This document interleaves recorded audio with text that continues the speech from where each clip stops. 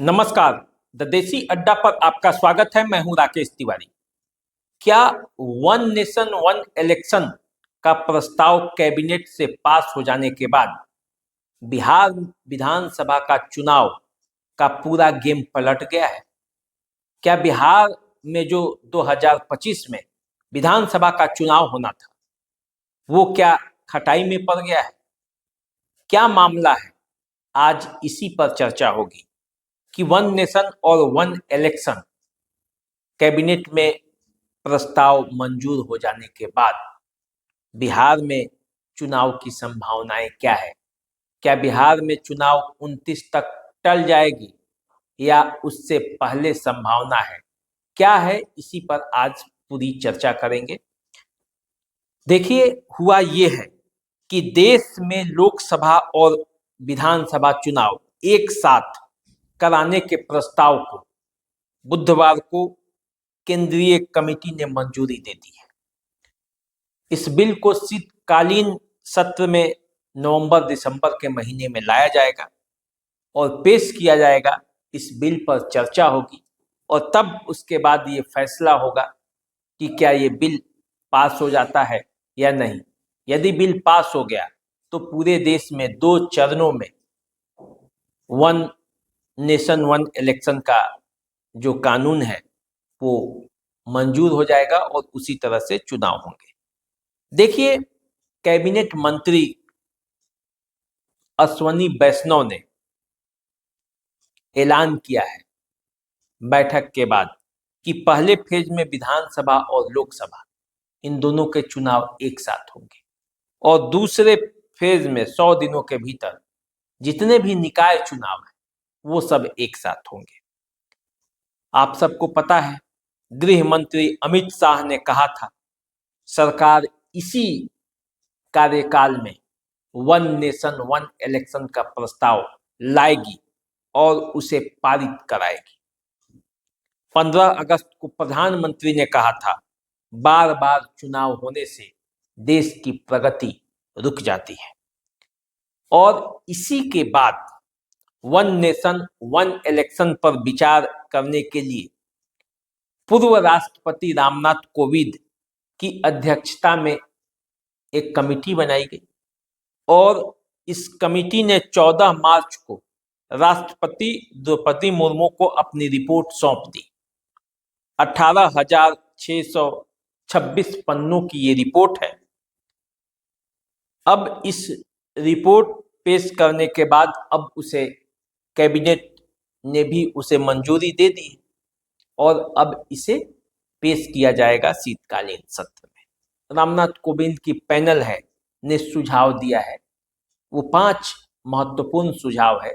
सबसे पहले उन सुझावों को जान लीजिए। वो सुझाव है कि सभी राज्य विधानसभाओं के कार्यकाल अगले लोकसभा चुनाव यानी 2029 तक बढ़ाया जाए। अब इससे ये सवाल उत्पन्न हो गया कि यदि ये पास हो जाता है तो क्या बिहार का जो चुनाव है वो भी 29 तक टल जाएगा? इस पर हम बाद में बात करेंगे।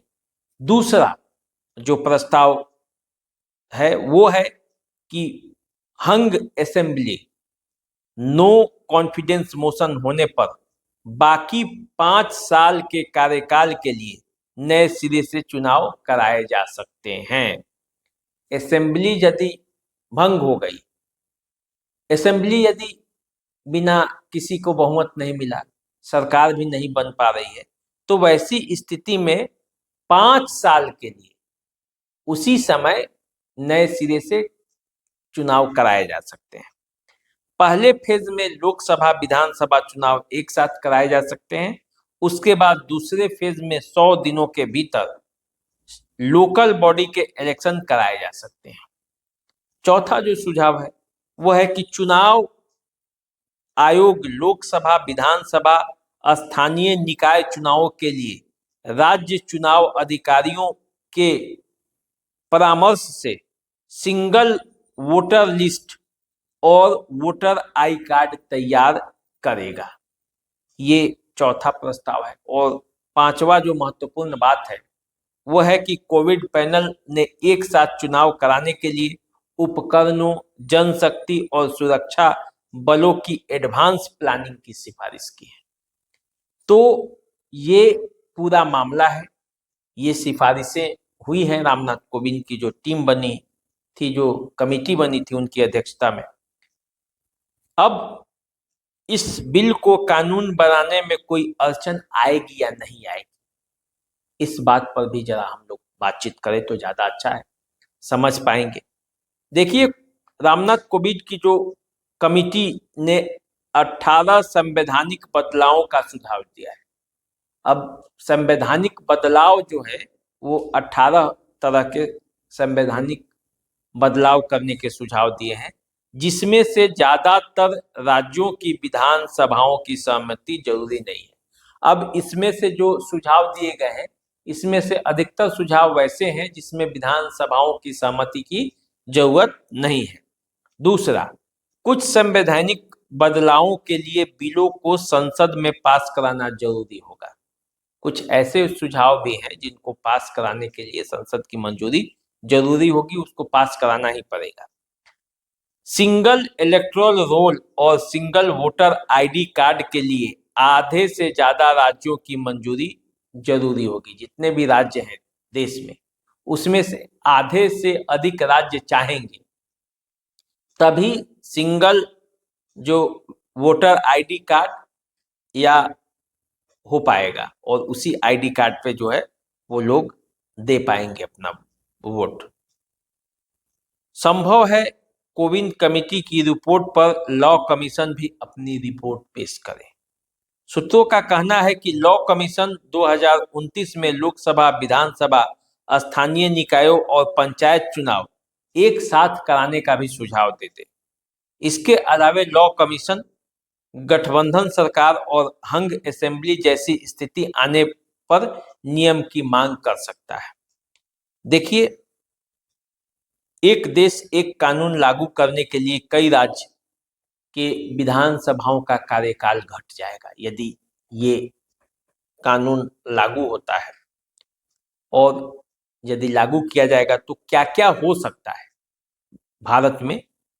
एक देश एक कानून लागू कराने के राह में तो सबसे बड़ी चुनौती यही है कि कई राज्य के विधानसभाओं का कार्यकाल घट जाएगा। जिन राज्यों में विधानसभा का चुनाव 2023 के आखिर में हुए हैं, उनका कार्यकाल बढ़ाया जा सकता है। माने जो 23 के आखिर तक चुनाव हो गए हैं, उनका कार्यकाल 5 साल से बढ़ाकर कुछ ज्यादा करना पड़ेगा, तभी 29 में चुनाव संभव हो पाएगा। रिपोर्ट में यह भी कहा गया है कि विधि आयोग के प्रस्ताव पर सभी दल सहमत हुए तो 2029 से ही इसे लागू करना होगा। साथ ही इसके लिए 2026 तक 25 राज्यों के विधानसभा चुनाव कराने होंगे। तो 25 राज्यों के विधानसभा चुनाव भी 2026 तक करा लेने पड़ेंगे। पहला चरण 6 राज्य में, जहां पे 25 में जो चुनाव होने वाले हैं, कई राज्य ऐसे हैं, तो वहां क्या होगा। जैसे बिहार ही है जहां 2025 में चुनाव होने वाले हैं, तो 25 से 4 साल बचता है, वो भी नवंबर है तो कम ही समय बचेगा। तो बिहार सरकार जो है वो अपनी मौजूदा कार्यकाल जो है वो पूरा कर सकती है। उसके बाद जो 25 में चुनाव होगा, उसके बाद उसका कार्यकाल 3.5 साल के आसपास का होगा। ये बात जानना आप चाह रहे होंगे, तो ये समझ जाइए कि 1 नेशन 1 इलेक्शन का प्रस्ताव यदि लागू भी होता है तो बिहार पर जो 2025 में चुनाव होने वाले हैं उस पर कोई असर नहीं होने जा रहा है, न सरकार के सेहत पर और न सरकार के कार्यकाल पर। सरकार के कार्यकाल पर असर पड़ेगा यदि 2025 का जो चुनाव होगा वो अगला उसका जो कार्यकाल होगा वो 5 साल ना होकर 3.5 साल के अंदर सिमट जाएगा। तो देखिए, बिहार सरकार का मौजूदा कार्यकाल पूरा हो जाएगा। असम, केरल, तमिलनाडु, पश्चिम बंगाल और पांडुचेरी का मौजूदा कार्यकाल 3 साल से 7 महीने तक घटेगा। उसके बाद उसके कार्यकाल, बढ़े हुए जो कार्यकाल है, वो 3.5 साल का होगा यदि चुनाव होगा उसके बाद। दूसरे चरण में 11 राज्य है। वोटिंग 26 दिसंबर, वोटिंग जो है इनका इन राज्यों में दिसंबर 26 में हो जाएंगे, करा लेने हैं, तभी ये संभव हो पाएगा। उत्तर प्रदेश, गोवा, मणिपुर, पंजाब और उत्तराखंड मौजूदा कार्यकाल 3 से 5 महीना घट जाएगा और उसके बाद का जो पीरियड होगा इन राज्यों में वो 2.25 साल के आसपास का होगा। गुजरात, कर्नाटक, हिमाचल प्रदेश, मेघालय, नागालैंड, त्रिपुरा का मौजूदा कार्यकाल भी 13 से 17 महीने घटेगा और बाद में 2.25 साल जो अगला फेज होगा वो 2.25 साल का ही रहेगा। इन 2 चरणों के बाद देश के सभी विधानसभाओं का कार्यकाल जून 2029 में समाप्त होगा और फिर विधानसभा और लोकसभा का चुनाव एक साथ हो जाएगा और इस तरह से वन नेशन और वन इलेक्शन का जो केंद्रीय सरकार का सपना है वो पूरा हो सकता है। लेकिन अभी इसमें सबसे मुख्य बाधा है कि इसे संसद से पास कराना पड़ेगा।